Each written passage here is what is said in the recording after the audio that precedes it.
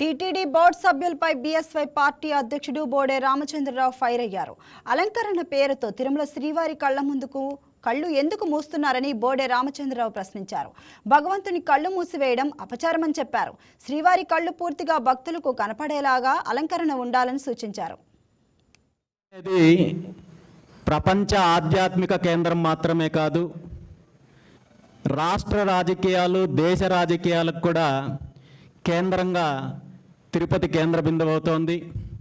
అదేవిధంగా ఈరోజు ప్రతినిత్యము రాష్ట్రంతో పాటు దేశవ్యాప్తంగా, ప్రపంచవ్యాప్తంగా నుండి వచ్చే భక్తుల విషయం కావచ్చు, వెంకటేశ్వర స్వామికి సంబంధించిన కార్యక్రమాలు కావచ్చు, అదేవిధంగా విఐపీల తాకిడి కావచ్చు, వాళ్ళకు సంబంధించిన అంశాలు కావచ్చు, ఇంకా రాజకీయ అంశాలు కావచ్చు, ఈ మధ్య కాలంలో జరుగుతున్న వివాదాలకు సంబంధించి కావచ్చు, వీటన్నింటికీ కేంద్ర బిందువు తిరుపతి. అలాంటి తిరుపతి నుండి పాత్రికేయ వృత్తిలో ఉన్న అందరికీ కూడా ఒక రకంగా ఇది కత్తి మీద సాము లాంటిది. అదేవిధంగా స్వామివారు కల్పించిన ఒక అవకాశంగా కూడా నేను భావిస్తున్నాను.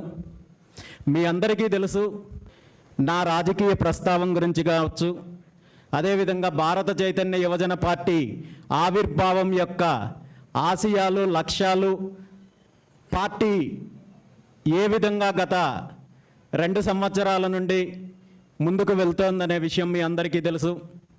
దశాబ్దాల కాలం నుండి ఉమ్మడి ఆంధ్రప్రదేశ్ రాష్ట్రంలో కావచ్చు, అదేవిధంగా రాష్ట్రం విడిపోయిన తర్వాత ప్రత్యేక ఆంధ్రప్రదేశ్ రాష్ట్రంలో కావచ్చు, ఇప్పుడున్న ప్రధాన పార్టీలు ఏవైతే ఉన్నాయో వీళ్ళ యొక్క పరిపాలనా విధానం కావచ్చు, రాజకీయాలు కావచ్చు, వీళ్ళు చేస్తున్న అరాచకాలు కావచ్చు, దోపిడీ కావచ్చు, వీటన్నింటినీ గమనించిన తర్వాత ఈ రాష్ట్రంలో 80-90% పైగా ఉన్న వర్గాలు ఏవైతే ఉన్నాయో వాళ్ళందరికీ కూడా అన్యాయం జరుగుతోంది, అణచివేతకు గురవుతున్నారు. కేవలం కొన్ని కుటుంబాలు వాళ్ళ యొక్క కోటరి ఈ రాష్ట్రాన్ని అధికారం పేరు చెప్పి దోపిడీ చేస్తున్నారు, దగా చేస్తున్నారు. రాష్ట్ర సంపదను, వనరులను, భూములను అన్ని రకాలుగా దోపిడీ చేస్తున్నారు. కాబట్టే ఈ రాష్ట్రంలో ఒక ప్రత్యామ్నాయ రాజకీయం కావాలి, ప్రజా రాజకీయం కావాలి, బహుజనులకు అధికారం కావాలి అనే లక్ష్యంతో Please subscribe to YK TV